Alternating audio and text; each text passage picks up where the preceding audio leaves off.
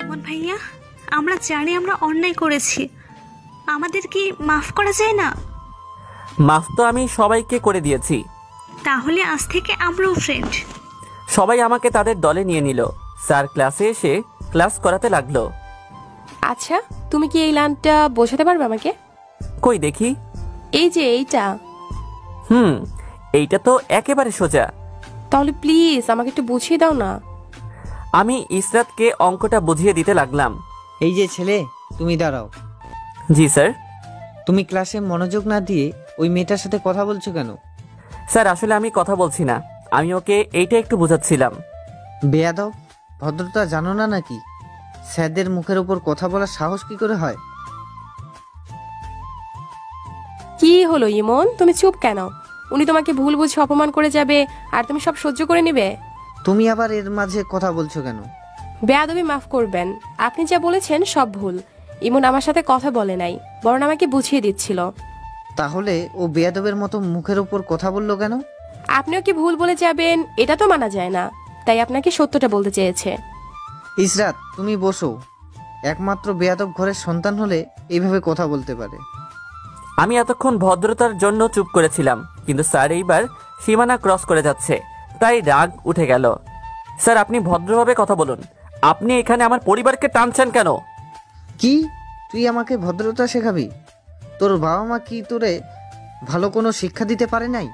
আমি আগে একরকম ছিলাম, এখন আরেক রকম আছি, তাই অতি সম্মানের সাথে বলছি যে সীমানা ক্রস করবেন না। স্যার আপনার কোনো অধিকার নেই যে ওকে এইভাবে অপমান করার, আর নিজের অবস্থান থেকে বের হওয়ার চেষ্টা করবেন না। তুমি আবার ওর সুপারিশ কেন করছো? ও তো বেয়াদব ঘরের সন্তান। স্যারের কথা শুনে আর নিজেকে ধরে রাখতে পারলাম না, রাগে চোখগুলো লাল হয়ে আছে। আমি স্যারকে মারার জন্য এগিয়ে গেলাম, তখনই কয়েকজন ছেলে মেয়ে এসে আমাকে ধরে ফেললো। স্যার ভয়ে ক্লাস থেকে বেরিয়ে গেল। সবাই আমাকে বোঝাতে লাগলো। আমার মাথা গরম হয়ে আছে। স্যার আমার পরিবারের কথা টেনে আমার মাথা গরম করে ফেলেছে। সবাই আমাকে ধরে একটা চেয়ারে বসালো আর আমার মাথায় পানি ঢালতে লাগলো। কিছুক্ষণ পর ক্লাসে প্রিন্সিপাল আর স্যার ঢুকলো। সবাই তাকে দেখে দাঁড়ায় গেল। ক্লাসে কি হয়েছিল? বাবা, ক্লাসে কিছু ভুল বোঝাবুঝি হচ্ছিল। কি সে ভুল বোঝাবুঝি, আমাকে জানতে দাও। তাহলে সব শোনো। এই বলে ইসরাত সব বলতে লাগলো। প্রিন্সিপাল স্যার একবার আমার দিকে তাকাচ্ছে, আবার স্যারের দিকে তাকাচ্ছে। ইসরাতের বলা শেষ হলে, আমি সব বুঝতে পেরেছি, তো আপনি মোটেও কাজটা ঠিক করেননি। সরি স্যার, কিন্তু আমার মাথা গরম ছিল। কেউ কি বলতে পারবে যে এখানে ইমনের কি দোষ ছিল? ওকে, আমি দেখছি ব্যাপারটা। তোমরা দুজন আমার সাথে এসো। আমি কোনো কথা না বলে পিছু পিছু হাঁটতে লাগলাম। স্যার ওনার রুমে নিয়ে গেল। আপনি মোটেও কাজটা ঠিক করেননি। আপনাদের অনেকবার বলা হয়েছে যে মন মেজাজ গরম করে ক্লাসে যাবেন না, তারপরে কেন গেলেন? সরি, আর হবে না। আপনার কারণে আজ কলেজের সেই খারাপ রেকর্ড সৃষ্টি হলো, তা কিভাবে মুছবেন? আমি আপনাকে আর এই কলেজে দেখতে চাই না। স্যার প্লিজ, আমার কথাটা তো শুনবেন। আমি আর কোনো কথা শুনতে চাই না, আপনি এখনই বেরিয়ে যান। Please sir. আপনি কি চান যে দারোয়ান ধাক্কা দিয়ে বের করে দিই? ওকে, আর লাগবে না, আমি নিজেই চলে যাচ্ছি। এই বলে স্যার রুম থেকে বেরিয়ে গেল। প্রিন্সিপাল স্যার এইবার আমার দিকে তাকালো। দেখো ইমন, আমি জানি তোমার বাবা মা পরিবারে কেউ নাই। আপনি কি করে আমার পরিবারের কথা জানেন? তোমার মামা আমার ফ্রেন্ড হয়, তোমার মামার সাথে আমার আগেই পরিচয়। তা আপনি কিভাবে বুঝলেন যে আপনার ফ্রেন্ড আমার মামা? তোমার মামা ওই দিন কলেজে তোমার খোঁজ করতে এসেছিল, সেই দিন তোমার মামা তোমার ব্যাপারে সব পড়েছিল। ও, তোমার পরিবার আর তোমার মামার সম্পর্কে কথা চিন্তা করে আজ তুমি এই কলেজে আছো। আমি কারো দয়ায় এই কলেজে পড়ি না, বরং নিজের মেধার জোরে এই কলেজে চান্স পেয়েছি। সেটাও ঠিক। আমার কি কোনো শাস্তি আছে? না, তোমার নেই। তোমার পরিবার নিয়ে কথা বলেছে, তাই তোমার রাগ উঠেছে, এটাই স্বাভাবিক। তোমার পরবর্তীতে যেন তোমার নামে আর অভিযোগ না আসে, সেদিকে খেয়াল রাখবে। Okay sir. তাহলে তুমি এখন ক্লাসে যেতে পারো। ধন্যবাদ স্যার। আমি ক্লাসের দিকে হাঁটা ধরলাম। ক্লাসে ঢুকতেই সবাই আমার দিকে কৌতূহলী চোখে তাকিয়ে আছে। আমি কোনো কথা না বলে চুপচাপ ইসরাতের পাশে গিয়ে বসলাম। ইসরাতের চেহারাতে হাসি ফুটে উঠল। হয়তো এতক্ষণ সে চিন্তা করেছিল আমার জন্যে। কি হয়েছে, সব ঠিক আছে তো? ক্লাস শেষ করে বলবো। প্রিন্সিপাল তোকে ডেকে কি বলেছে?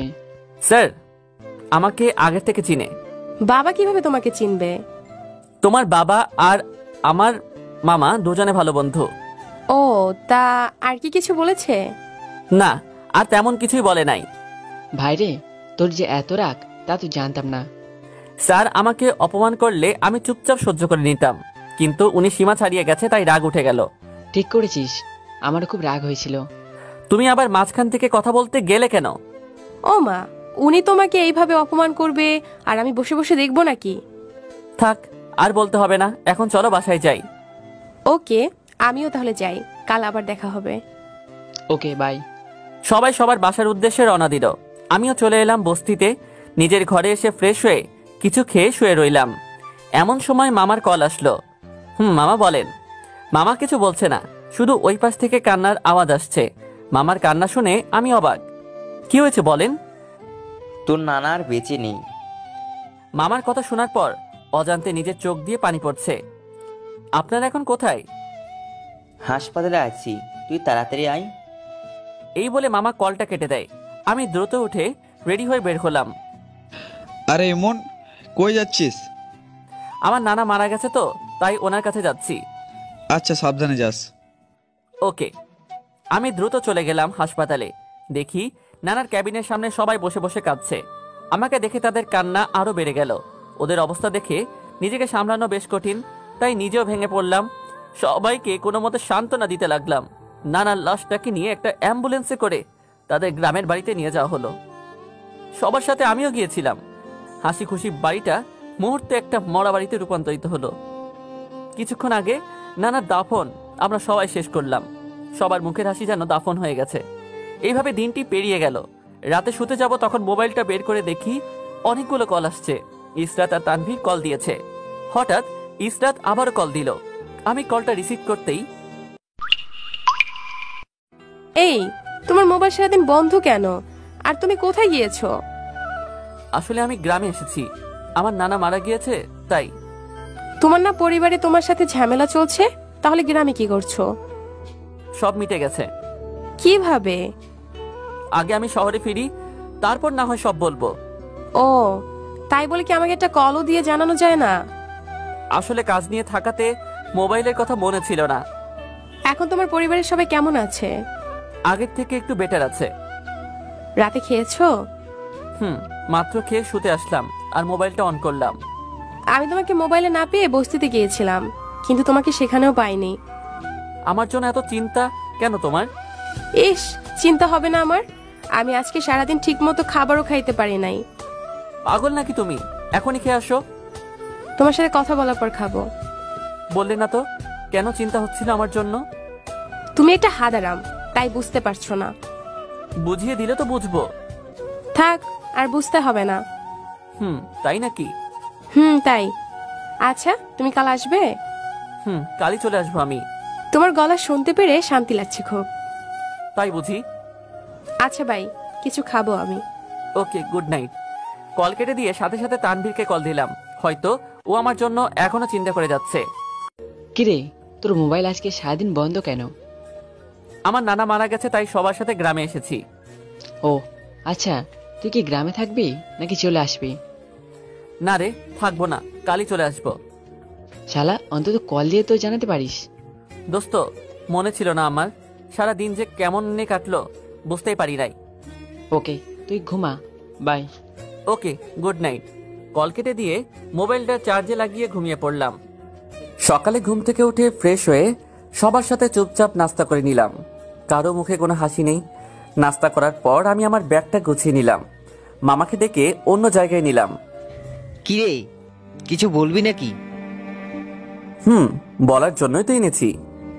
বল, কি বলবি? মামা, আমি আজকে শহরে ফিরতে চাই।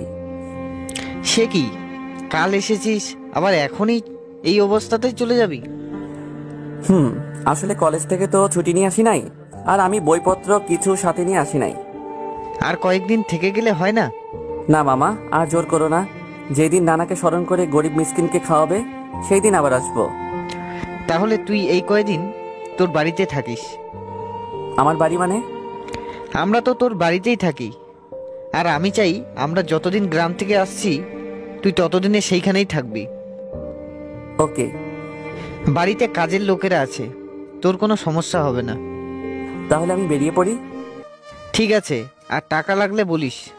না লাগবে না, তোমার ক্রেডিট কার্ড আছে আমার কাছে। ওকে, আল্লাহর নাম নিয়ে বেরিয়ে যা। ওকে। তারপর ব্যাগটা নিয়ে নানির কাছে গিয়ে নানিকে সান্ত্বনা দিয়ে চলে আসলাম। দীর্ঘ কয়েক ঘন্টা গাড়িতে ভ্রমণ করে চলে আসলাম নিজের বাড়িতে। বাড়িতে ঢুকতেই মনটা যেন হাহাকার করে উঠল। চারদিকে মনে হয় আমার মায়ের ডাক শুনতে পাচ্ছি। মায়ের কথা খুব মনে পড়তে লাগলো। আরে সাহেব, আপনি কখন এসেছেন? হঠাৎ শাহানার কথা শুনে পিছনে তাকালাম, দেখি শাহানা তাকিয়ে আছে। আপনি হাত মুখ ধুয়ে নিন, আমি খাবার বেড়ে দিচ্ছি। ওকে। আমি আমার মায়ের রুমে চলে আসলাম। এসে দেখি মায়ের ছবিটা টাঙানো দেওয়ালে। আমি ছবির সামনে গিয়ে দাঁড়ালাম। নীরবে মায়ের কথা ভেবে 2 ফোঁটা অশ্রু ঝরে ফেললাম। মায়ের সাথে কথা না বলে আমি ফ্রেশ হয়ে খাবার খেতে গেলাম। শাহানা আমাকে খাবার বেড়ে দিল। শাহানা হচ্ছে এই বাড়ির কাজের মেয়ে। এই মেয়েটা আমাকে খুব ভালো করে চিনে। আপনাকে দেখে খুব খুশি খুশি লাগছে আমার। কেন? যখন আপনারা এই বাড়িতে ছিলেন তখন বাড়িটার চেহারা সুন্দর ছিল, আর যখন ওরা আপনাকে বাড়ি থেকে বের করে দিয়েছিল তখন বাড়িটাকে বড্ড অসহায় লাগছিল। ও, তা তুই এখনো এই বাড়িতে পড়ে আছিস কেন? এই বাড়িতে আমার আপুর স্মৃতি রয়েছে, তাই আর ছেড়ে যেতে পারি নাই। ও, আজ আপনাকে বাড়িতে দেখে বড্ড ভালো লাগছে, মনে হয় আগের পরিবার ফিরে এসেছে। হয়তো। জানেন, আপনার পরিবারের লোকেরা আপনার জন্য পাগল হয়ে আছে। ওনারা আপনার সম্পত্তি আপনার নামে আবার করে দিয়েছে। জানি আমি। সাহেব, একটা কথা বলবো? বল। আচ্ছা, আপনাকে যখন বের করে দিয়েছে তখন আপনি কোথায় থেকেছিলেন? একটা বস্তিতে। এখন থেকে এই বাড়িতে থাকবেন আপনি। না রে, একটা শর্ত মামাকে দিয়েছি, যদি পূরণ করতে পারি তাহলে আসবো। ও আচ্ছা, আপনি খান। আমি আর কথা না বলে খেতে লাগলাম। খাওয়া শেষ করে আমি রুমে গিয়ে তানভীরকে একটা কল দিলাম। কি রে, বল। দোস্ত, আমি শহরে একটু আগে এসেছি। তুই এখন কই? আমি এখন আমার বাড়িতে। আচ্ছা, আমি আসবো নাকি? এখন আসবি? তুই আমাকে ঠিকানা মেসেজ করে পাঠা, আমি আসছি। ওকে, পাঠাচ্ছি। তানভীরকে ঠিকানাটা পাঠিয়ে দিলাম আর ইসরাতকে কল দিলাম। হ্যালো ইসরাত। তুমি কি এসেছো? এসেছি। আমার বাসায় আসবা? বাসায় মানে আমি আগে যেই জায়গায় থাকতাম সেই জায়গায়। ওকে, কিন্তু ঠিকানা কই পাবো? মেসেজ করে দিচ্ছি। ওকে, দাও। আমি কল কেটে দিয়ে ঠিকানাটা ইসরাত আর তানভীরকে মেসেজ করে দিলাম। শুয়ে শুয়ে ম্যাগাজিন পড়তে লাগলাম। কিছুক্ষণ পর দরজায় আওয়াজ পড়ল। আমি গিয়ে দরজা খুলে দিলাম। দেখি বাহিরে তানভীর দাঁড়িয়ে আছে। আয়, ভিতরে আয়। তানভীর আমাকে এই বাড়িতে দেখে খুব অবাক হয়। বাড়ির ভিতরে চারপাশ খুব ভালো করে দেখতে লাগলো। আমি তানভীরকে আমার রুমে নিয়ে গেলাম। কি রে, এই বাড়ি কি তোর? কেন, কি মনে হয়? মনে হয় কোনো রাজপ্রাসাদে এসে পড়েছি। তাই বুঝি? ভাই, এইখানে তুই আগে থাকতেই? হুম। তোর এই বিশাল বাড়ি ছেড়ে তুই বস্তিতে থাকিস কেন? এটার উত্তর তোকে আগেও দিয়েছি, এখন দিতে ভালো লাগছে না। ইসরাতকে এখানে আসতে বলেছি। কেন? একা একা ভালো লাগছিল না, তাই তোদের দুজনকে আসতে বলেছি। আমার কেন জানি মনে হয় তুই ইশরাতকে ভালোবেসে ফেলেছিস, তাই ওকে নিয়ে খুব ভাবিস তুই। দূর বেটা, কি বলিস তুই? ওর সাথে আমার শুধুই ফ্রেন্ডশিপ, আর কিছুই না। থাক, আমাকে আর উল্টো বুঝিয়ে লাভ নেই। আমি জানি তোদের ব্যাপার। কচু জানিস তুই? কি এত কথা হচ্ছে শুনি? হঠাৎ ইসরাতের কথা শুনে দরজায় তাকিয়ে দেখি ইসরাত দাঁড়িয়ে আছে। আরে বাহিরে দাঁড়িয়ে আছো কেন? তুমি তো ভিতরে আসতে বলো নাই। ও সরি। আচ্ছা, ভিতরে আসো। ইসরাত আমার পাশে এসে বসলো। আমার মনে অনেক প্রশ্ন ঘুরছে। আমি জানি কি কি প্রশ্ন ঘুরছে, সব বলবো, সমস্যা নাই। এই বলে আমি শাহানাকে ডাক দিলাম। শাহানা আমার রুমে আসলো। আমাকে ডাকছেন সাহেব? আমাদের জন্য কিছু নাস্তা পানির ব্যবস্থা করতে পারবি? না পারার কি আছে, আমি এক্ষুনি আনছি। এই বলে শাহানা চলে গেল। আমি শুধু এটাই জানতাম যে তোমার পরিবার আছে, কিন্তু তাদের সাথে তোমার সম্পর্ক ভালো ছিল না। কিন্তু এখন কি হলো আবার? জানি তুমি আমাকে এইভাবে কল্পনা করো নাই, তাই তোমাকে বলবো সব। ইসরাতকে মামার সাথে আমার কথোপকথন সব বললাম। বাহ, তাহলে তো তুমি আবার সব ফিরে পেয়েছো। এখনো পাই না, এবার পাবো। তুমি কি কাউকে ভালোবাসো? ইসরাতের প্রশ্ন শুনে আমি অবাক হয়ে গেলাম। আরে না, কি বলছো? আমি কি ভালোবাসার মতো কোনো ছেলে হলাম? বাসে একজন খুব ভালোবাসে। কে সে? পরে জানতে পারবা। এর মাঝে শাহানা আমাদের জন্য কিছুর ব্যবস্থা করলো। আমরা সেগুলো খেয়ে কিছুক্ষণ আড্ডা দিলাম। তারপর ইসরাত আর তানভীরকে বিদায় দিয়ে দিলাম। তারা চলে গেল তাদের বাসায়। আমিও বস্তির দিকে হাঁটা ধরলাম, কারণ আমার জামা কাপড় এখানে থাকলেও আমার বই খাতা কিছুই নাই। বস্তিতে ঢুকে ঘরে ঢুকলাম। একটা ব্যাগে বইগুলো গুছিয়ে চাচার ঘরের দিকে হাঁটা ধরলাম। চাচার ঘরের সামনে দাঁড়িয়ে ডাক দিলাম। কিরে, তুই কখন আসলি? গ্রাম থেকে ফিরেছি দুপুরে। এখন আবার কই যাচ্ছিস? আমার মায়ের বাসায় ফিরে যাচ্ছি। কেন, ওইখানে যাবি? মামা বলেছে যতদিন না তারা আসছে ততদিন ওইখানে থাকতে। এখন কি চলে যাচ্ছিস? বই নিতে এসেছি, তাই আবার চলে যাচ্ছি। আচ্ছা, সাবধানে যাস। ওকে চাচা, আমি যাই তাহলে। এই বলে আমি চলে আসলাম আমার বাড়িতে। গেট দিয়ে ঢুকতেই শাহানা বলে উঠল, আরে সাহেব, আপনি কই গিয়েছিলেন? আগে যেখানে থাকতাম সেখানে গিয়েছি। ও, আমাকে তো একবার বলে যেতে পারতেন। আসলে মনে ছিল না। এখন খাবেন নাকি আরো পরে খাবেন? তুই খাবার বাড়তে থাক, আমি ফ্রেশ হয়ে আসছি। এই বলে আমি রুমে এসে ফ্রেশ হয়ে নিলাম। ফ্রেশ হওয়ার পর শাহানা ডাক দিল খাবার খাওয়ার জন্য। আমি গিয়ে খেয়ে চলে আসলাম। রুমে এসে ঘুমানোর প্রস্তুতি নিলাম। আজকাল মোবাইল না টিপে আর পড়তেও না বসে ঘুমিয়ে পড়লাম। ক্লান্তির কারণে ঘুম চোখে এসে পড়ল। মাঝরাতে মোবাইলে ভাইব্রেশনের কারণে ঘুমটা ভেঙে গেল। স্ক্রিনে তাকিয়ে দেখি ইসরাতের কল। কলটা ঘুম ঘুম চোখে রিসিভ করলাম। কি হয়েছে, এত রাতে কল দিলে যে? কোথায় এত রাত হলো? সব সময় তো এই সময় কথা বলি। আজকে তাড়াতাড়ি ঘুমিয়ে গিয়েছি, তাই রাত গভীর মনে হচ্ছে। তোমার শরীর খারাপ নাকি? না, আমি ঠিক আছি। তাহলে তাড়াতাড়ি ঘুমিয়ে পড়লে কেন? ভালো লাগছিল না, তাই শুয়ে পড়লাম। তাহলে তো বিরক্ত করে ফেললাম। না, ঠিক আছে। আচ্ছা, তুমি ঘুমাও, আমি পরে কল দিব। ওকে, গুড নাইট। কল কেটে দিয়ে আবারও হারিয়ে গেলাম গভীর ঘুমে। সকালে ঘুম থেকে উঠে নাস্তা করে কলেজে চলে আসলাম। তানভীর দেখি একা একা বসে আছে। কিরে, কারোর জন্য অপেক্ষা করছিস নাকি? তোর জন্য করছিলাম, তুই আসবি বলে। এসেছি তো।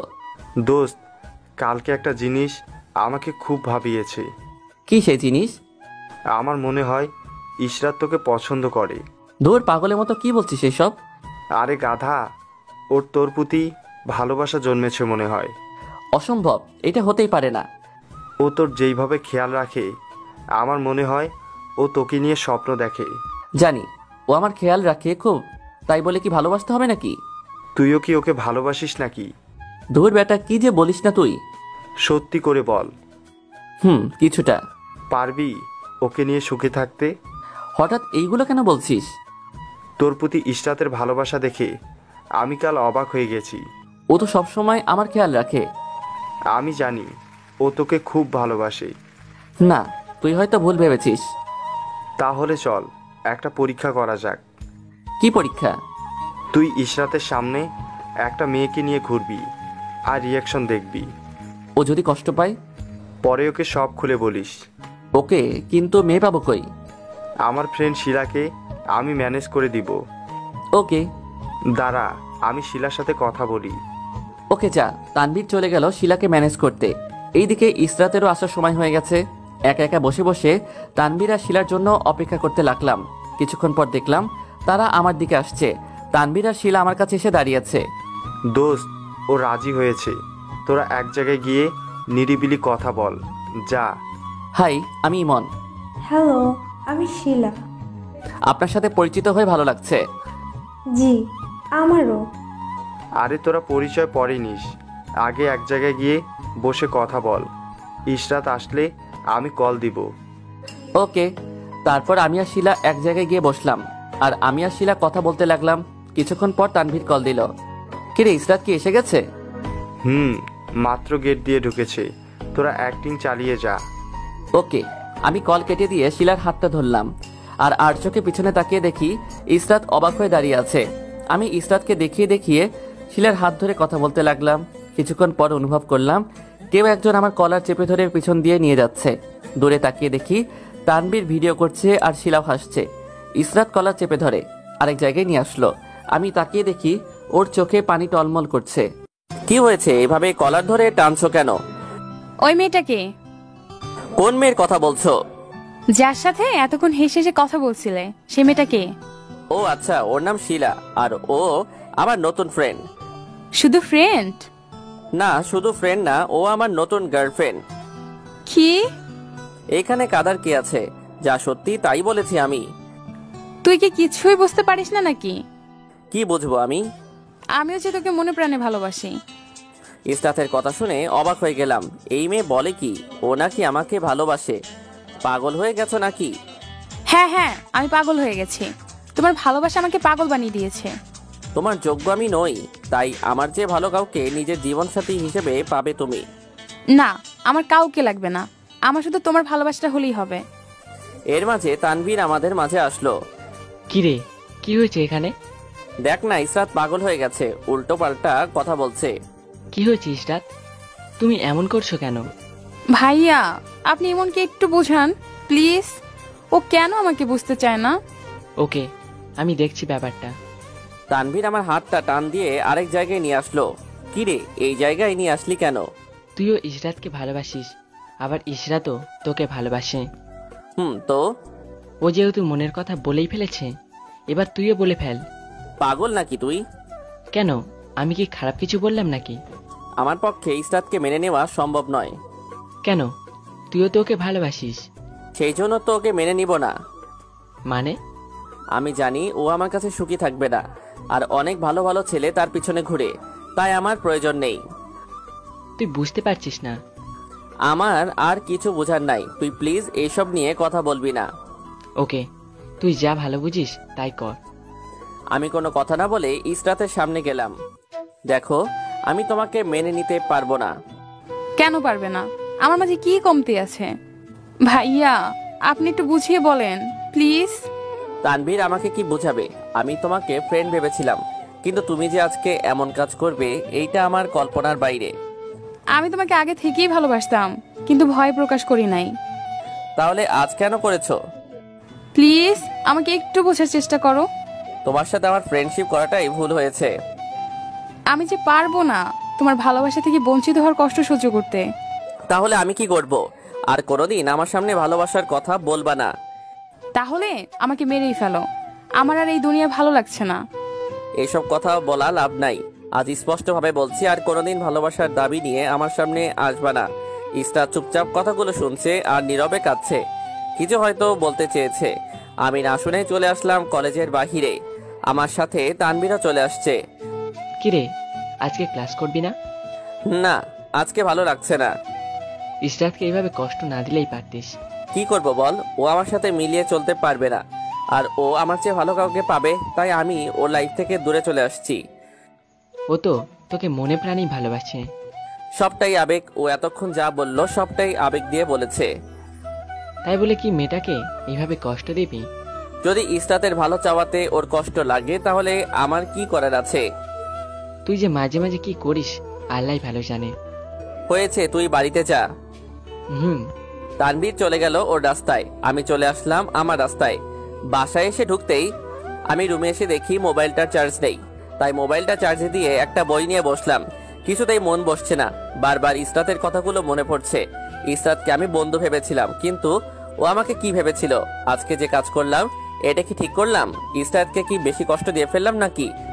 আমার মতো বস্তির ছেলের সাথে ওর মানায় না, ও আরো ভালো ছেলে পাবে। আজ সব আবেগ দিয়ে কথা বলেছে, এইগুলো ভাবছি, কিছু ভালো লাগছে না, পড়ায়ও মন বসছে না, তাই শুয়ে রইলাম। হঠাৎ মোবাইলটার কথা মনে পড়লো, তাই মোবাইলটা অন করলাম। অন করে দেখি তানভীর অনেকগুলো কল দিয়েছে, আর অচেনা নাম্বার থেকে অনেক কল আসলো। আমি তানভীরকে কল দিলাম। কিরে, এত কল দিলি কেন? তোর মোবাইল বন্ধ কেন? চার্জ নেই, তাই চার্জ দিয়ে শুয়ে রয়েছি। তুই এখন কই? আমি তো বাসায়। খবর কিছু জানিস? কিসের খবর? ইসরাতের ব্যাপারে। না তো, কেন, কি হয়েছে ওর? তুই তাড়াতাড়ি ইসলামী হাসপাতালেতে আয়। কেন? ইসরাত আত্মহত্যার চেষ্টা করেছে, তাই আমরা তাকে নিয়ে হাসপাতালে নিয়ে আসলাম। তানভীরের কথা শুনে হাত থেকে মোবাইলটা পড়ে গেল। কি বললো তানভীর এইটা? ইসরাত কিভাবে এত বড় কাজ করলো? যতই কষ্ট দেই না কেন, আমিও তোকে ভালোবাসি। আমি দ্রুত মোবাইলটা নিয়ে হাসপাতালের উদ্দেশ্যে রওনা দেই। হাসপাতালে গিয়ে রিসিপশন থেকে ইসরাতের কেবিন নাম্বারটা নিয়ে ইসরাতের কেবিনের দিকে রওনা দিলাম। কেবিনের সামনে যেতে দেখি তানভীর আর ইসরাতের পরিবার দাঁড়িয়ে আছে, সাথে স্যারও আছে। স্যার আমাকে দেখে জড়িয়ে ধরে কান্না করে দিল। জানি না স্যার কে কে কি বলে সান্ত্বনা দিব। আজ আমার জন্য সব হলো, আমি নিজেকে আজ কিভাবে ক্ষমা করব? স্যার আপনি কাঁদবেন না, নিজেকে শক্ত করুন। আমি জানি বাবা তোমাদের মধ্যে কি হয়েছে, কিন্তু ইসরাত তোমাকে সত্যি খুব ভালোবাসে। স্যারের মুখে এই কথা শুনে অবাক হয়ে যায়। তার মানে স্যার আমাদের ব্যাপারে সব জানে। হয়তো বা ডাক্তার কি বলেছে? ডাক্তার ওকে অপারেশন থিয়েটারে নিয়ে গেল। ও, আমরা সবাই অপেক্ষা করতে লাগলাম ডাক্তারের জন্য। কখন ইসরাতের সাথে দেখা হবে সেজন্য মনটা ছটফট করতে লাগলো। কিছুক্ষণ পর ডাক্তার আসলো। আমি ইমন, কেন কি হয়েছে? রোগীর জ্ঞান ফিরেছে, বারবার আপনার নাম ডাকছে, আপনি গিয়ে দেখা করে আসুন। কিরে ভিতরে যা। কোন মুখে আমি ইসরাতের সামনে দাঁড়াবো? আমি যে ওর কাছে অপরাধী হয়ে গেলাম। তোকে আমি বলেছিলাম যে মেয়েটা তোকে ভালোবাসে অনেক, তারপরও কেন তুই ওকে বুঝিসনি? সব আমার ভুল ছিল। আর যদি ওর কিছু হয়ে যেত তাহলে কিভাবে নিজেকে ক্ষমা করব? এসব বাদ দিয়ে মেয়েটার কাছে যা, মেয়েটা তোকে ডাকছে। না রে, ওর সামনে আর যাব না। ও হয়তো রাগ করে আছে আমার উপর। হ্যালো বন্ধুরা, পরবর্তী পার্ট খুব তাড়াতাড়ি আসবে, তো সবাই অপেক্ষায় থাকো। আর চ্যানেলটি যারা এখনো সাবস্ক্রাইব করনি তারা পরবর্তী পার্ট দেখার জন্য চ্যানেলটি সাবস্ক্রাইব করে রেখো। ধন্যবাদ সবাইকে, আমাদের সাথেই থেকো।